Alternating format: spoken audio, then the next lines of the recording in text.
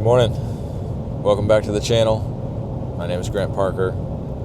I think I've said it before on one of the other vlogs, but I sometimes will struggle to figure out what to talk about, what to say into the camera. But I can confidently say now that every time I turn the camera on, I figure out something to say. Maybe it's more so I know there's a deadline, so my brain is like, all right, we got to figure something out. Here you go. Here's a few options. So today's wanted to dive into, I am listening to an audiobook called Transformed by Marty Cagan.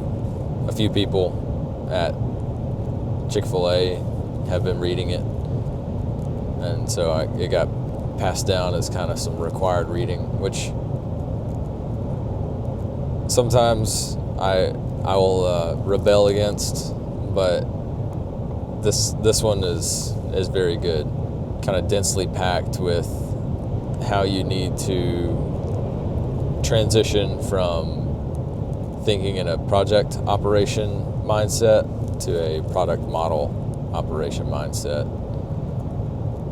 One of the things I like that he called out was that the project operating model is that older way of thinking where you are going to throw resources at a project, get funding, all that, and then cap it off at the end of it to where nobody's on the project, or you outsource the engineering for those projects without giving them the reasonable investment that they should have for a product.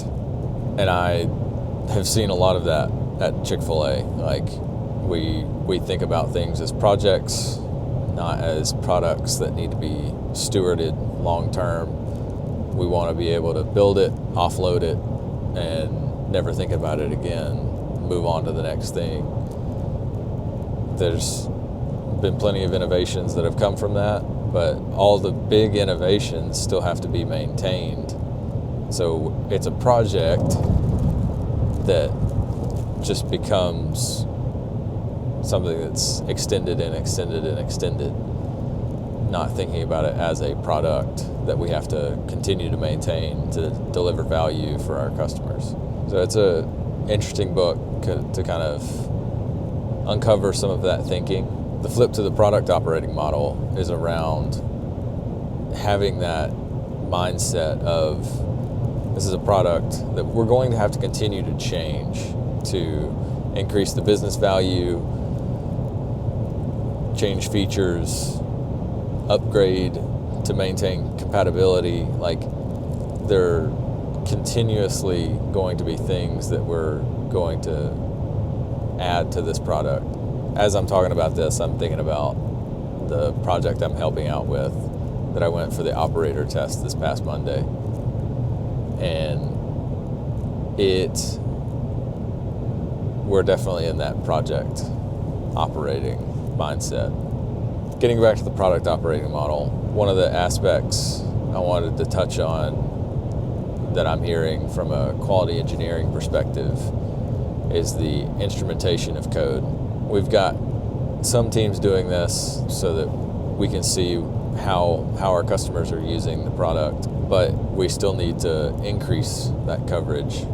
I think that's a position that quality engineering needs to kind of help with, because it helps us tell a better quality story. We can sift through those metrics for RUM, it's called in Datadog, real user monitoring. And we can see, all right, how are our customers actually using this to have our test cases correctly formatted and built. There's more to it than that. I think there's a lot more for me to learn in that area as well. It's not something I've been exposed to heavily, but it's one of those areas I think I need to lean into going into this year, so that I can help the team get better at looking at those metrics as well. I'm going to end it here for the drive in. Got a full day again with meetings, and I'll pick this back up on the drive home. I don't remember what I talked about this morning because so much has happened over the course of today with work and life. Just all meetings today. Meetings got shifted. Had a lunch meeting. Lots of talking with people, catching up. It was really good. I guess socially recharging day.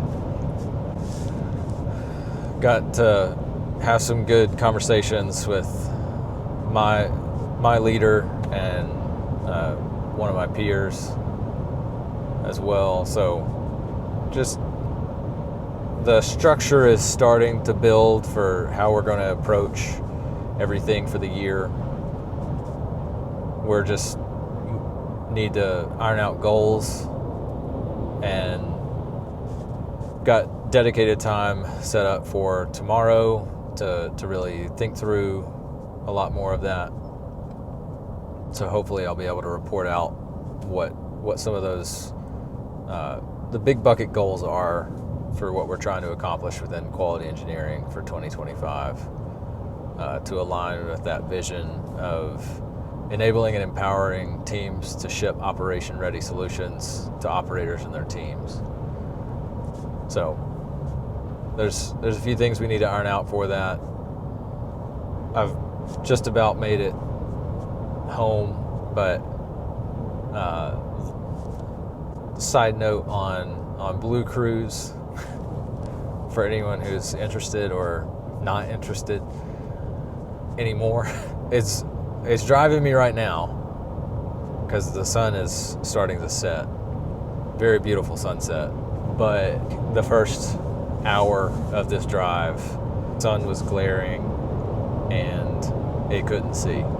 I could barely see. I don't know. All I'm thankful, I appreciate Ford for building in the ultrasonic detection for cruise control, because even when the cameras can't see, to see the lines on the road to keep every lane centering and then enable Blue Cruise, the adaptive cruise control still works well.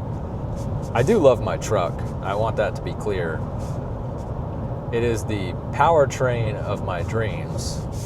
I love how fast the acceleration is. I just don't love dealing with the batteries all the time and the charging network. But was very excited.